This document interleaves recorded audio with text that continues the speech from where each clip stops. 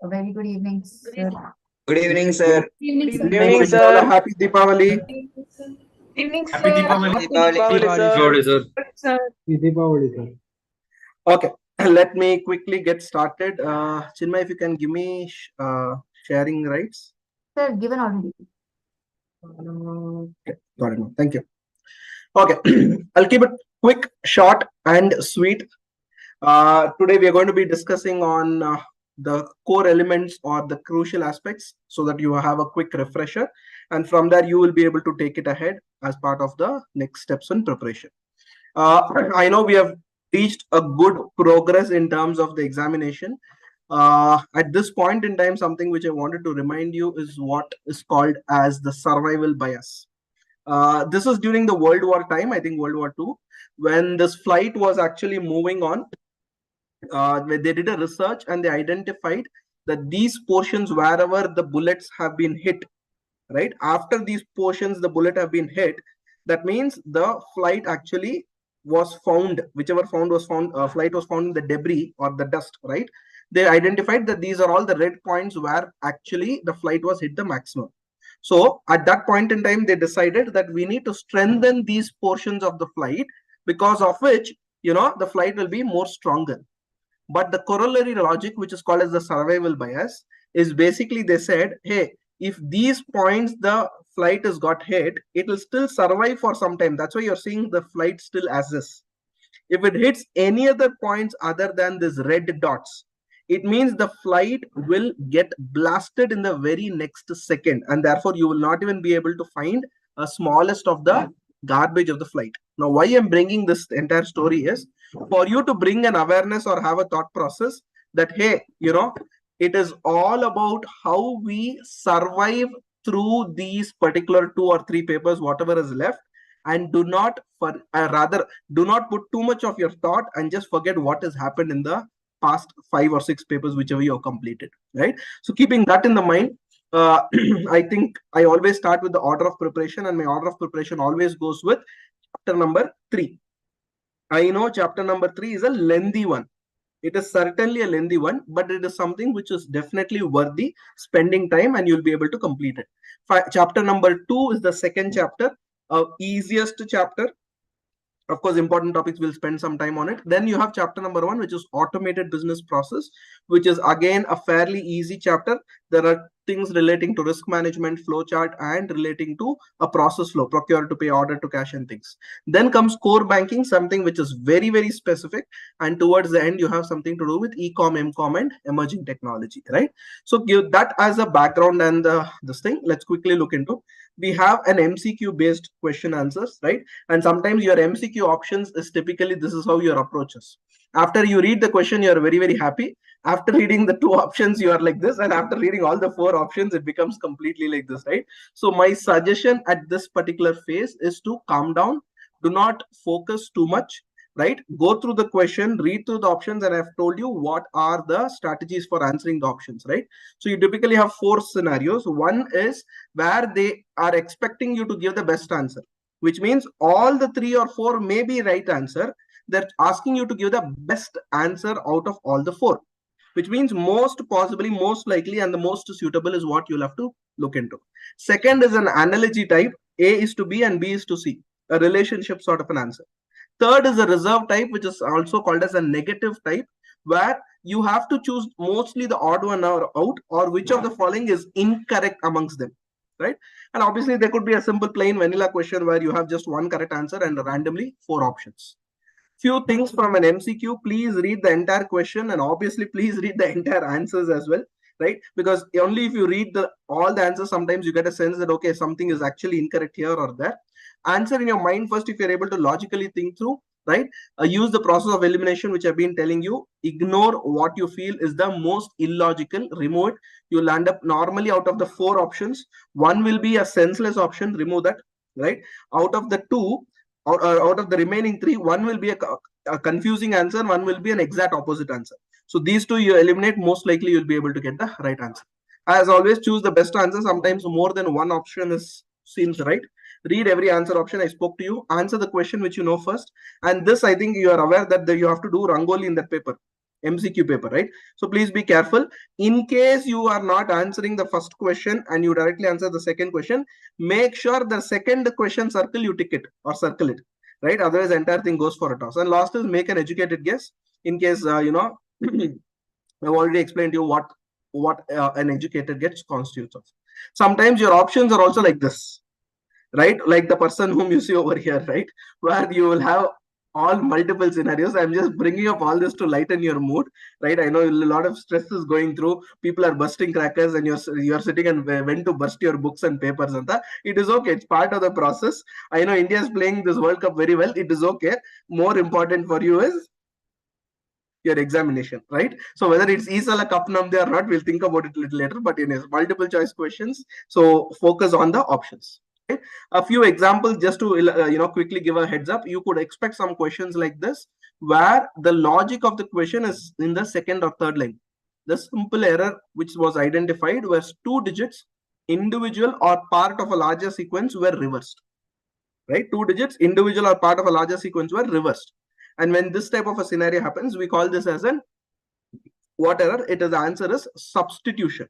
Addition is new thing coming in. Truncation is something deleting. Transposition, sorry, the answer will be transposition. Sorry, so substitution is instead of every time you press A, you are pressing that letter Y. So while you're typing it, for some reason you kept your fingers in a different fashion. Let's say instead of keeping the finger at 5, you thought you kept it at 2 and presumed it to be 5. So obviously the logical way in which you enter your keyboard or number pad, etc., will change. That's a substitution. And transposition is interchange. Now this is where I call as an educated guess. BCP includes all the plans except the following, or BCP includes all the plans. Now they're asking us which of the 2 plans is executed majorly before a disaster. And this is one of the questions these 2 questions I always give as a sample so that your thought process is very clear. Emergency plan after the disaster, what to do. Backup plan, I agree, it is a lot of these things is useful after the disaster, but the execution of a backup plan happens before the disaster. So wherever you find backup, that tends to be the answer, right? So backup plus emergency, backup plus test plus recovery. So all 4, right? So all 4 could be an option. Backup, so that means we are eliminating option D because backup is not there in that. Now come to the situation, recovery plan. When do you recover? You start recovering after the disaster. So therefore, wherever recovery is there, remove it. Where is recovery there? 0.4, we removed it, right?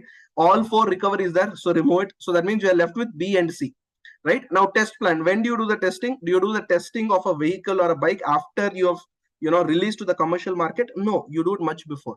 Likewise, a BCP also you test it much before. So the answer would be backup and a test plan, option C. This is how you start thinking from an educated guess point. A few quick tips as far as this paper is concerned, right? Chapter 3 and 4 has some element of technical concepts. When I say chapter 3 and 4, I'm referring to all these concepts. You have some emerging technologies, you have something like blockchain, IoT, all those fancy stuff. Then you have something which is purely process and accounting. So some bit of your accounting hat, if you're able to wear, along with the technology element, you should be able to guess that. And then comes your general management gyan, some bit of story writing, some topics in chapter 2, all of those things are example. Now you'll also find little bit of common topics between this and strategic management, but they are very small and trivial. But make sure reading the question, you should be able to identify. And one more thing, unlike all other papers so far, this you will have 2 exam question papers, right? 2 answer scripts, right? So therefore, please be very careful. And it's not that in 1.5 hour you need to give back one and another 1.5 hour you need to give back the other. You have all the time of 3 hours, but make sure you answer both of them, right? And the typical logic is 90 minutes is obviously for one paper. I know 90 minutes normally we don't write one paper. It will invariably go to 100 to 105 minutes, which means a little more than 1.5 hour. Up to 1 hour 45 minutes is okay. Beyond that, I would not suggest you focus only on one paper, jump into the other, because both of them are equally important. A few basic tips, as I keep on telling you, a chain is as strong as the weakest link. Do not panic. Most of the topics you have heard, read it. We have already gone through so many MCQs. We have already practiced so many questions. We have also practiced so many, mock tests, right? And I've also told you what is the approach you'll have to consider. Please quote diagrams and examples as much as possible. Answer 2 papers and both the papers have to be separate, right? Again, these are things which I have already discussed. read the glossary which you find it towards the end, answer the heading or the sentence prior to bullet points. That is most likely an examination question. Anywhere more than 4 to 8 points, restrict yourself to a maximum of 8, because generally a maximum of 6-mark question is asked. In SM, they don't ask you a 10-mark question. IT and SM, they don't ask you a 10-mark question, unlike your accounts or your other auditing papers. So the maximum restriction is for a 6 marks paper. So remember 8 points. So 2 points is reserved for bad debts. You will still be able to score that 6 out of 8, right? Hope you understood. Then a few things. Give the headings as much as possible, the ICA material. Answer in bullet points, no serial number. I've told you any number of times. Give a small introduction before you answer. For example, cloud computing. What are the features of cloud computing? Then you write cloud refers to 3-4 lines, and then start writing the bullet points, right? And every chapter you should reasonably able to, you have the chapter summary, something like this, right, which is already in my notes. If you read that, the first page or the last page somewhere, you'll find this of each chapter. This is a good refresher. In fact, my suggestion is you pick up this in the first, if you're reading chapter number 3, instead of starting from third chapter, first page, go to the last page of my notes, you'll find this. This will mentally give you an idea as to, what is there in this topic, how much I know, what I need to focus more. Spend that entire thing, and again then go back and check, okay, these areas I know well, this is the areas I get confused. If I get time, I need to revise them a little further. As far as materials are concerned, obviously at this point of time, there's no need to refer extra material. Handouts, what has been given to you, plus your institute material is more than sufficient. And I think there's also revision material which I have shared it with you. And not to forget your MCQ practice questions, your RTP, please read that, and mock test question papers, I think you would have answered by now. Examination pattern, 2 parts you would have. First part is an MCQ, 15 marks to be answered in OMR sheet. Part 2 is description, where you'll have 5 questions, of which only question number 1 is compulsory. You can answer any 3 out of the remaining. Clear with this? So obviously section A is EIS, section B is strategic management. I think this I've already spoken. I'm sorry. I don't know why the screen stopped.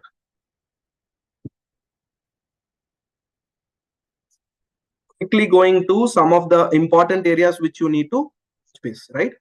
First and foremost important areas which you'll have to look into. I hope you're able to see my screen. Just give me a thumbs up if it is okay. Yes, sir. Right. First, as far as chapter number 1 is concerned, the concept of BPA, and in that there are 8 steps, for a BPA with an example they've given. So that could be one of the examination question. Then there is something called risk management, ERM, and risk internal controls under SA 315, which I told you 8 points, right? And under SA 315 it is 5 points. It is a very important examination question where they can ask you. And any chapter, anything of risk and controls, please be very clear. What could be the risk, what could be the controls. Under this, you also have diagrammatic representation of, you could expect a question on flowchart. Unfortunately, last 3-4 examinations, they have not asked flowchart, but that doesn't mean that not asked in your exam. Just be aware, don't go beyond that, mathematical logic and all those things. That square root is square root and sum of squares. That is just for you to get an idea of how the functioning works. Right? Business flowcharts is what they will typically expect you to answer. There could be a scenario where they draw a flowchart and they ask you to give the output of the flowchart. They're giving you a flowchart. You have to calculate the output, and you need to repeat that steps until n is the last number or n is the 10th number, whatever. Right? So just be aware of that as well. Next is you have something called process specific questions like order to cash, procure to pay, where you will have to probably draw the process, or you may have to explain the risk and the controls. In the risk and controls, remember 3 common things: transactions, configuration, master. Configuration is done one time. It's like you configuring your phone as soon as you bought it, right? The one-time setup. Second is masters, you setting up the major contacts and other basic things, right? And the last is transaction, your day-to-day activities. So all the areas, whether it is order to cash, procure to pay, inventory, fixed asset, will have these 4 elements. And you need to give up appropriate risk and appropriate control for each of them. That is the most important thing. Then you have what is called as regulatory compliance, a very small section as far as chapter number 1 is concerned. Then you have chapter number 2, which is predominantly focusing on master, transaction, accounting flow, the concept of back-end versus front-end, one of the popular examination as question, the concept of a cloud-based accounting software versus a on-premise accounting software versus a web-based application. This is again a very popular question which has been asked. There's a concept of access management and role-based access. And then there is something called modules of a ERP software.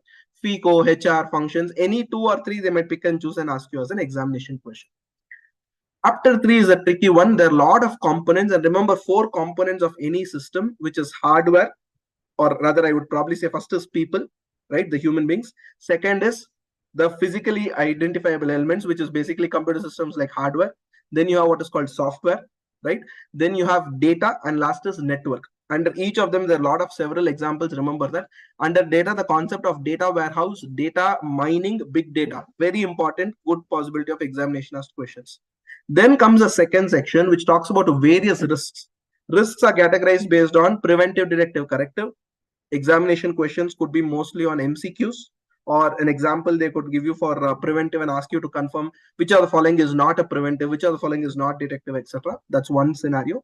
Second is something to do with your physical controls, environmental controls, logical access control. Logical access very important. Within that they have given various scenarios, illustrations. While you read this, make sure you also read the audit trail related controls. You'll be able to correlate them, right? And last is audit functions, which is mostly strategic concepts, application controls. Application controls are basically boundary, input, output, communication, all of those. Then there's a small portion called IS audit, and in that, under that very important topic is concurrent modules. There are 4 to 5 modules. Please be aware of that. In that, there is something called ITF, integrated test facility, one of the popular examination question. Then you have something called audit trails, and towards then you have organization structure and responsibilities. Then comes chapter 4. This is first section is very easy for you because the traditional commerce versus e-commerce, benefits of e-commerce, architecture, etc. Then you have the risk relating to e-commerce, right? We spoke about a few examples, laws governing. Then expect one question either on digital payments or on cloud computing, compulsory. And my sense is cloud computing is only becoming important in the last few examinations. It could be on virtualization, it could be on grid, or it could be on cloud. And within cloud, there are 3 models, IaaS, PaaS, and SaaS. I've given so many examples for you to understand that. That's very important, crucial. And there is, towards the end, they've started some new concepts like, green computing, Web 3.0, Internet of Things, blockchain, right? So those are, again, some short note questions which you can expect for 3 to 4 months. Last is your chapter 5, which is overview of banking. In that, typically, sorry, your banking or core banking system, the first section will focus only on overview, and then they speak about challenges faced in IT environment of banks. Very important question. Then risk relating and what are the general controls applicable. ISO 27001 controls, the IT general controls of a bank. Again, important examination question. Then you have architecture of a core banking. That could be a short note question. IT environment, and then bank specific process. Generally, I've noticed that every alternate examination, this sort of a question being asked, something on mortgage, something on treasury, anything on those lines. And last, you have your regulatory compliance and other requirements, right? So that's basically each of these 5 chapters. A few examination answering strategies. I think I kept on telling you, as far as the descriptive is concerned, whichever you know the best, please answer that, right? Because read the question paper carefully, because one topic you might find is in chapter 2 also, maybe chapter 4 also. So you'll have to understand how the perspective of the question they've given. Headings and bullet points of ICI material as much as possible. Leave sufficient place between answering each sub question. If you want to answer in a different page, absolutely fine. Always start the question with answer of the question number 1A, 1B, etc. on the center of the page, and start writing it. Some mistakes to avoid, as I kept on telling you. This is a very nice way of presenting data and information. If you want to write it, it's a good way in which you could clearly write it, right? You could write it this way, but the problem is, in this examination, I think I told you, the student was written as 1E. We are not very sure it is 1C or 1E. So please be very careful. Don't make these silly things which could probably, be the difference between 59 and 60, 39 and 40, 99 and 100, right? So please be very careful. Then there could be scenarios like this where a flowchart they've given you. There are marks given for each of the steps. Just be aware of that. Do not do that incorrect flow, because you might probably not get the marks, whatever is there. Because in the question they said print should be in the first. We always presume print is the last function. There could also be a scenario print is in the first and a loop connects them a little later, right? And this is another question where you could expect output for a program to be given. This is exactly what I told you. They give a flowchart and they ask you to give the output of that, right? So that's basically what is the expectation. So I think what you followed for the last 7 or 8, 6 or 5 or 6 papers, absolutely fine. The next, at least this paper, slight tweaking in the approach and the way in which you present and write it, right? And I keep on telling, chain is as strong as the weakest link. Do not think this to be a weaker link. it should definitely be able to take you through, right? So life is larger than EIS. I keep on telling you, EIS is just one part of it. EIS is an SM, right? Because conquer that, I'm sure you'll be able to approach, your CA final much more easier. Right? Keep calm. CA exam is not a storm. I'm sure you'll be able to do well. Right? On your mark, I think it's time that you get set well and start doing it. Right? All the very best. Thank you so much for being a patient audience and listening through. Hopefully, I've answered what your quick thoughts and your mindset is, right? If there's any questions, I'll quickly take it for a minute. Otherwise, we'll wrap up, at least from my end.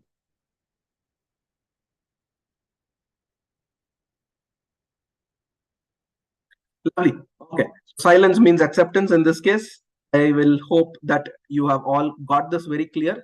All the very best for you as far as examination is concerned. I'm sure you'll be able to do a great job, a fantastic job. Take care. All the very best. Bye-bye. Thank you so much, sir. Thank you, sir. A very happy evening, sir. Happy evening, all of y'all. Am I audible? Happy evening, Yes, sir. sir. Good evening, sir. Good evening, I put sir. on my video also. Oh my God, I was going through the list and so many memories were coming to me. I was seeing the names Chinmay and Sri Guru and Sri Nandan and Varshina UCU and Aarti Jain and Chinmay, and my God, I was flooded with Bhikshu Priya. Who are the other names? My God, I was feeling like coming over there and hugging all of you. So sweet. Means it's so many memories are coming that I don't know. I don't know how to take this R2R class. I should do RRR, Natu with you all now. I'll change the thing to R2R to RRR. What is it? What, yeah? What do you say, Chinmay? Yes, sir. Why not? Romance, romance, and romance. Correct? Romance. Okay, anyway, 6 papers are done. Yeah. There's a famous saying which I told you all when I was doing the R2R sessions when I did it with, I think so, when I did BCK or Mercantile. I don't remember when I done these sessions. I always tell this very famous quotation. No, but before that famous quotation, when Narasimhan sir was telling about storms and all, I'm reminded of an incident which happened. There was this person who went for an interview for a naval officer's job. So when he went into the interview for the naval officer's job, one of the panelists asked him, so you're going to join the Navy. Suppose you're the captain of the ship and there's a storm which comes in the sea. What will you do? So he said, sir, as a normal procedure, I will throw the anchor. The anchor is a thing which prevents the ship from going up and down and capsizing. The anchor, they throw it into the sea and the anchor gets caught in the bed of the sea, and so the ship doesn't move or the ship doesn't Mm. move. So he says, sir, I'll throw the anchor. What? I'll throw the anchor. Anchor. So he said, okay. Then afterwards, and once the storm is over, they cut the string from the ship and they'll move on, correct? So the anchor remains in the sea. So he said, okay, suppose there's a second storm, what will you do? So he said, sir, I'll throw another anchor. What? I'll throw another Anchor. Anchor. So the third panelist got irritated. He said, suppose the third storm comes, what will you do? He said, sir, I'll throw a third anchor. So the fourth panelist got irritated and he said, from where are you getting so many anchors, young man? That boy shouted back at that panelist and said, sir, from where are you getting so many storms? From where are you getting so many? Storm. So 4 storms are over. No, 6 storms are over. Huh? 6. Yes, sir. Yes, 6 sir. storms are over. The last 2 papers. So there's a famous saying, as I told you before that, which I usually tell. Yesterday is a cancelled check. You cannot cash it. Tomorrow is a promissory note. You cannot rely on it. Today is hard cash. Spend it. Yesterday is a cancelled check. Whatever you did badly, well, not so good, over, finished. You can't do anything about it. There's no system in the universe which will allow you to go back and undo your good paper or undo your bad paper or do it. So it's over. Tomorrow is a promissory note. You cannot rely. You don't know whether the paper will be easy, tough, good, bad. But today is what's in your hand, and after 2 days, you'll be writing. So today you have to take the best possible route and do well for your remaining 2 exams. These are the slog overs, that we are doing. The ODI World Cup is happening. So the last 10 overs, you have to hit and score the maximum runs and get out of this. Okay, now let's come back to strategic management. You'll all know the paper is of 50 marks. We've already discussed it. 15 marks is MCQs, out of which, when I did the R2C session, I told you that out of those 15 marks, one is a case study for 5 marks, where they'll give you a big paragraph and they'll ask you to answer any 5 questions.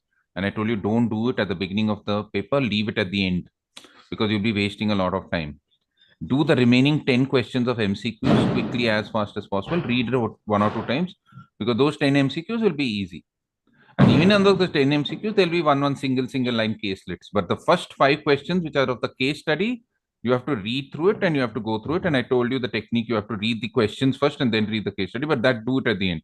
Do the 10 MCQs first and then go to these 5 MCQs relating to your proper case study at the end, because that takes a lot of time and you don't know. The answers are also left for interpretation. So that's why I told you do that. The 35-mark paper, you all know that you'll have a first 5-mark question, which is compulsory. And then you have 4 questions of 10 marks each. You have to answer any 3, right? And none of the questions go more than 5 marks. Usually means, even if it's 8 marks and 2 marks, it'll be 5, 3, 2. The last question comes through, right? And when you're going through the choice of those 3 questions out of the 4, whenever you're going to the choice of the, see guys, I'll tell you something at the end of the meeting, something very interesting. Okay. So as to why I'm getting a call and why I'm not picking it up. Okay. Suspense. Okay. So when you are going through those 4 questions and choosing the 3 questions, go through them very quickly.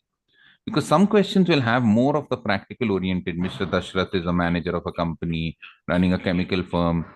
He has 2 chemicals which he sells in the market, and he's going to start a 3rd chemical. Discuss the strategy with your. Now, if you don't know what are the case study, don't attempt those questions. Attempt the questions where you have a direct questions. What is the BCG matrix, or what is it, right? So choose, if you're not comfortable with doing those caselets and case studies, choose questions which have direct questions. Choose questions which are direct. Choose question, or even if there is a case study in all the 4 questions, choose the one where the case study has the lowest mark, in case you're not covered. If you read the case study and you feel that it's easy, do it off, right? Anyway, you have only one choice, right? So that's a 35 marks. 10 plus 5, 50 marks is a paper. Now you'll all know there are 8 chapters in your SM. Chapter 1 is the most easy chapter, which is Introduction to Strategic Management. Correct or no? Yes, sir. So where you have what is a strategy, what is strategic management. You have the 3 levels of management, 3 levels of strategic management, that is corporate level, business level, and functional level. You have also strategies followed by non-profit organizations, educational institutions, and government, right? So that's a very, very simple chapter and a very easy chapter, and you get around 2-3 marks from that paper. What is strategy, what is strategic management? It's a very, very easy chapter you can go through. Now, chapter 2 is one of the most important chapters. I always tell this. Chapter 2, chapter 6, and chapter 8 are very, very important. The reason why 2, 6, and 8 are important, I'm not stressing that because they are long chapters. Because they are long chapters, they are important chapters. Now, when you are studying, your exam got over today, right, Chinmay, all of you all? Yes, Yes, sir. Which one did you all have today? Auditing. Auditing. Okay. Now, the thing is, I don't know whether you will start studying. I hope you'll start studying today evening itself, right? Might be after the class, 9 o'clock, or some of you might have. Now, your exam is on 15th, right? Your strategic management and EIS exam, right? Yes, sir. So what I suggest is, because sometimes if you start with the bigger chapters, like 2 and 6 and 8 or bigger chapters, by the time you have reached tomorrow afternoon or evening, you tend to panic. Oh, I've done only 3 chapters. I have to do 5 more chapters. So my suggestion to you all is finish off all the easy chapters first. We should finish off the smaller chapters first. Finish off those chapters which will give you a sense of fulfillment and accomplishment. Chapter 1 done, chapter 3 done. Chapter 3 is also very small. Chapter 4, 5 is very small. So finish off. Then you won't panic so much towards the end, EIS or management. Try and finish off as many chapters so that you don't get a sense of panic and dread while you're coming by tomorrow afternoon, evening. It shouldn't be that, oh my God, I have 5 chapters left, only 4 hours left, only 5 hours left. So don't get into that panic situation. Plan yourself in such a way that you finish off the easy chapters first so that you don't feel that you're missing out on something towards the And before your exam come, no? Because that's a psychological game which your mind will play with you. Oh God, you've not studied anything, so you're not gonna do all those scary thoughts will come. So finish off the easy chapters, finish off the small chapters, finish off what you know first, so that you get a sense that you've okay, I've completed, I've done at least 70% of the portion, I've done 80%. Then you will tackle the remaining. But chapter 2 is an important chapter because it has a lot of concepts, it has a lot of theories, there are a lot of matrices, right? It's called strategic analysis, where you'll learn industry and competitive analysis, competitive landscaping, correct or no? KSFs, key success factors, strategic group mapping. In this very chapter, you have at least 5 or 6 concepts which are very, very important. One is competitive advantage. One is core competence. Remember VRIS, that is Varara widely Sambar. I told you core competence. It should be valuable. It should be rare. It should be costly to imitate. It should be difficult to imitate. It should be non-substitutable. Correct or no? Then you have differentiation, value, appropriability to other markets for core competitive advantage. Then you have value chain analysis in this chapter, the primary activities, support activities, right? The 5 primary support activities for value chain analysis. I hope you'll remember. Yes or no? Inbound logistics, outbound logistics, right? What is value chain analysis? In that same chapter, you also have the different types of matrix, the G matrix or the stoplight matrix. You have the BCG matrix. You have SWOT analysis. You have TOES matrix. You have the Igor Ansov matrix, market development, market penetration, product development, diversification, right? So it's a very, very important and a very, very big chapter and contains a lot of concepts which you have to know. And coming to concepts, remember when I told you the person who's correcting your paper will always check up your conceptual skills. So when you're writing the answer, it shouldn't feel that the person who's correcting your paper shouldn't feel that you are bluffing your way through or just mugging up without knowing the concept. So the reason I gave you so many examples when I was teaching strategic management is explain the concept and then substantiate it with an example. So suppose you're explaining market development. You see, when a firm has an existing product which it launches in a new market, it is called market development. For example, Maruti launching its car in Bhutan or something like that in a new geographical market. So always substantiate with examples that will always make the person correcting the paper understand that you've understood the concept. Because if you've seen your, what is that thing which comes, no, that magazine which comes to you all. There's one magazine which comes to you all, right, from that CA Institute. Yes, sir. You would have seen the last 1 month or 2 months back in the magazine. It talked about how they correct the paper on strategic management. So they check your analytical skills and your conceptual skills. Analytical skills are basically your skills on understanding analyzing a case study, how you'll break up the case study and analyze it. And the second thing which they mention is your conceptual skills, whether you've understood the concepts relating to strategic management or not. So I'm not asking you memorize, but I'm asking you to understand the concept, write in your own words with the small technical terms. So the second chapter is extremely important. Strategic analysis. So analytical skills, conceptual skills. Remember that. I hope you all read those magazines. You all, I got some magazines, no, Ritvik? You got it? Okay. Yes. Coming to the third chapter. Your third chapter is a very small and easy chapter, which is called the strategic management, where you all did all that vision, mission. Remember, we learned that DM, VM, go. No, what DM, VM, go. What is it? VM, DM, go. Yeah. Vision, mission, business definition, business model, goals and objectives. Goals and We Objectives. understood what is the vision of a company, difference between vision and mission. We understood what is business definition. We understood what is business model. We understood goals and objectives. And then you have the entire strategic management model, the entire steps which go in the strategic management model. So an important chapter in the sense that vision mission is a very important thing, and they generally ask you a question either in a type of a case study or in the type of a question on those things. So that was chapter 3. Now chapter 4, 5, 6 are very interesting for you because chapter 4 is your corporate level strategy, chapter 5 is your business level strategy, and chapter 6 is your functional level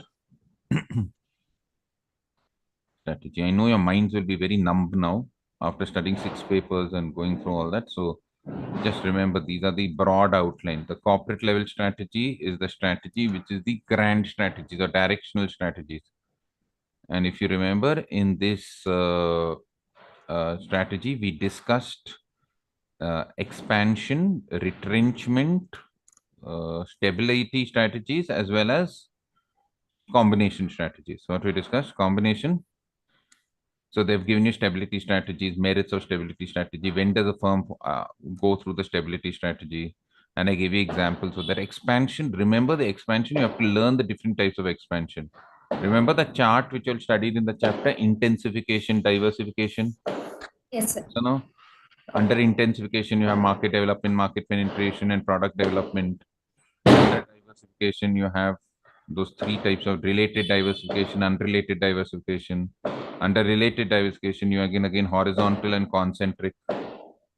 Oh, no, horizontal, vertical, and concentric, right? Yes, sir. Under vertical, sir. you have again forward integration, backward integration. So learn all those concepts because again, case studies might be asked.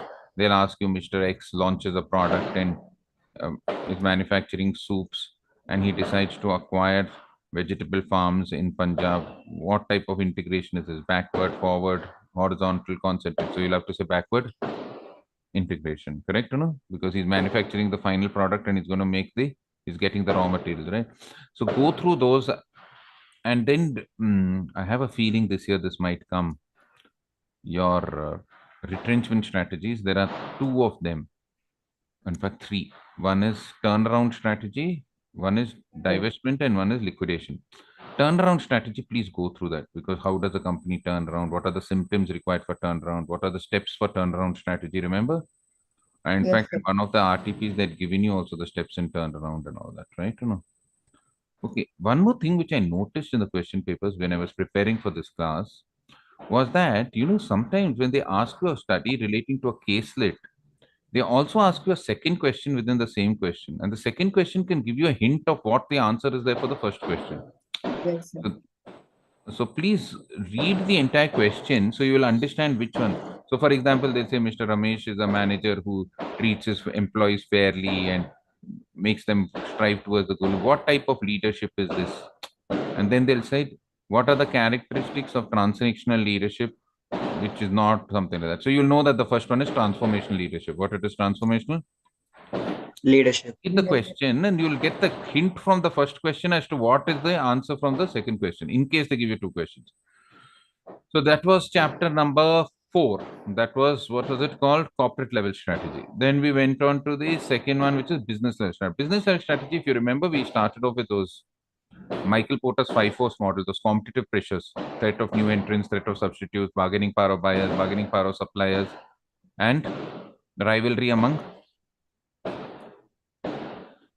Existing firms. firms. And then immediately after that, there is one more concept of Michael Porter where they give you the business level strategies which have been suggested by Michael Porter. That is cost leadership, differentiation, and focus. And then there is a 4th strategy not given by Michael Porter, which is called best cost provider. What it is called? Best cost. Right. Provide. What I want you to know is this is a common mistake which is done by many students. When you hear the word Michael Porter, you think it's only going to be those 5 forces or competitive pressures. Yes, And you sir. don't read the question completely. So suppose they ask you explain the business level strategies given by Michael Porter. You don't have to write the 5 competitive forces. You have to write cost leadership, differentiation, and focus.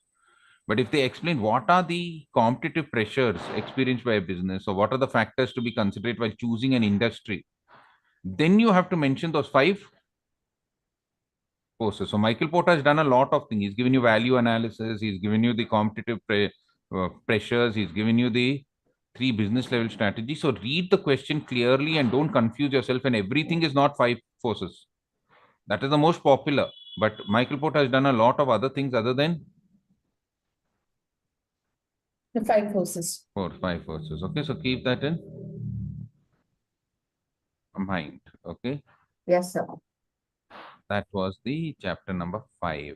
Chapter number 6 was your functional level strategy. And why I told you this was important, because another big chapter, long chapter, which is summary of all the BCom syllabus. You have marketing strategies, finance strategies, production strategy, logistics strategies, and the difference between logistics and supply chain management, R&D strategies, HR strategies towards the end, correct or no? So it has a lot of functional strategies, right from marketing, where you have different marketing strategies, demarketing, remarketing, enlightened marketing, place marketing, correct or no? Or differential marketing, if you remember, all those marketing, then finance strategies of deciding the value of the firm, all those things. Then you have HR strategies, you have logistics, production, and all that. So another very big chapter and an important chapter. What an important Yeah. chapter. So go through that. That's also pretty important, right? After 4, 5, 6, the 7th and 8th chapters. The 7th chapter is something which you all only did in class. What was it? Organizational structure and leadership, I think so. No? It was the structures. Remember, Yes, sir. simple form, functional, divisional, and what are that? Multi-divisional, and if you remember, right or no? What are that? R-glass structure, matrix form of organization. Generally, they give you one of those. If they don't give you one of those, then they give you something on leadership, or they give you something on leadership. But a very important leadership, transaction leader, transformation leader, leadership role in an organization. Correct or no? And I think so in this chapter only we did change management, or that's in the last one, that Kurt Levin's change model, freezing, unfreezing, The last. refreezing. Last chapter. So in this chapter, that's why I told you 2, 6, and 8 are important. So in this chapter, all the various structures. Now you can't learn all the merits and demerits of all the. So what I suggest is you form a template in your mind. Take 7, 8 points. Like for example, what happens to the autonomy? Make those 7, 8 autonomy, which is in simple, there is more autonomy. Make some 7, 8 template points for merits and demerits and see whether it fits, and make the merits and demerits according to that. What make the merits and demerits according to? So those 8 points will help you to write the merits and demerits for all the different forms of structure. And also in this chapter, we did that strategy structure relationship. What comes from strategy or structure? Remember the Chandler diagram is there. Yes or no? Yes, sir. Alfred Chandler, Yes. whatever, correct or no? Don't be tense. All this will come to you as soon as you start looking at the chapter. I know once you have gone through 6 papers, whatever you have studied in the last 1 year would have all got washed out. Actually, it's not washed out. It's at the back of your brain. It's just that, the dust has come over there. So you have to do, and all that dust will go, and then you will remember, everything will come to the surface. Okay, so don't get panicky if I'm telling you all these things. And lastly, you had the 8th chapter, which was a very big chapter, an important chapter, which had so many things: strategic audit, strategic control. You had the change, correct or no? Okay, in the previous chapter, we also had culture. Remember corporate culture, how to change it.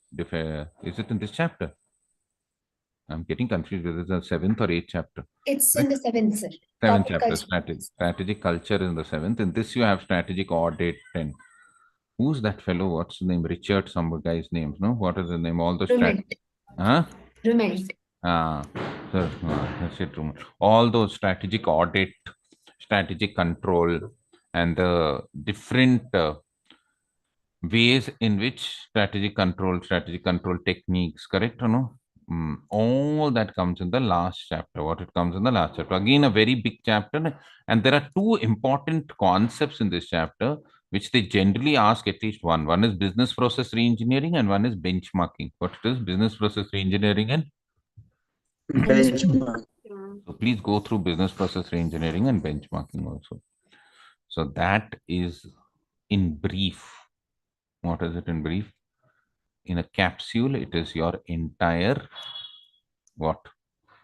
It's Strategic management, correct or no? But don't worry, this is not the RRR which you all have been seeing. The RRR which was launched was Ranam Raudram Rudiram. Right, Ritik? Yes, sir. Ranam is there. The war is there. Ranam is in the middle, sir.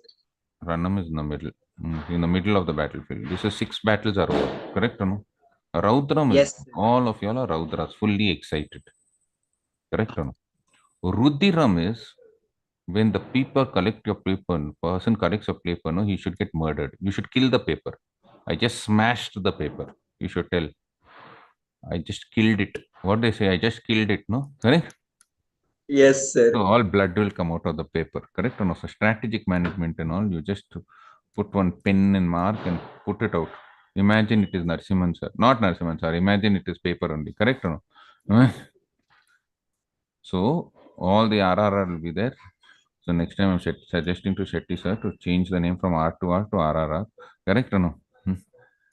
Rautram, Ranam and Rudram. But don't worry, paper is going to be easy. You are going to do very, very well. And I hope all of you do extremely well. And I'm so thrilled seeing all of you all. I don't know what to tell you. All of you all, I love you so very. We love you too, sir. Yeah. And before I wind up, okay, okay. All the best. And I told you I'll tell you something very interesting, right? Yes, sir. So I want all of y'all to wish me because it's my birthday today. Okay? So say happy birthday. Happy birthday. Thank you so much. See, Happy birthday, sir. Happy thank you. Happy Thank you. birthday. Thank you so much. birthday. Happy Birthday, sir. Happy birthday, sir. Happy birthday. So much. Thank you. So that's why I wanted to tell you so that you'll feel a little better now. No, thank God my birthday came today before your RRR, correct? Or before your R2R. So you will all do well. I'll pray for you all and smash the paper. And I'm definitely going to be proud of all of you all. Okay? Thank you very much. We'll meet for the economics. I don't know if Divya ma'am or somebody will take it, but in case we meet, we'll meet for that. Correct or no? Yes, Thank you so much. Thanks. Happy a lot. birthday, sir. Thank you. Thank you so Happy much. birthday, Thank Thank you. you, sir. Thank you. Thank you. Thank Thank you you. so much. Thank you. Shetty sir here, sir. How are you, sir? Thank you. I'm fine, sir. How are you? Oh, happy birthday on the auspicious occasion of Deepavali. You are celebrating birthday. Great, sir. Thank you. Thank you so much, sir. Thank Happy you. birthday. God Thank- bless you with the more energy, more enthusiasm to do more and more to the society. Thank you. Thank you so much, sir. Happy Thank you. birthday, sir. God Thank bless you. you. Thank you.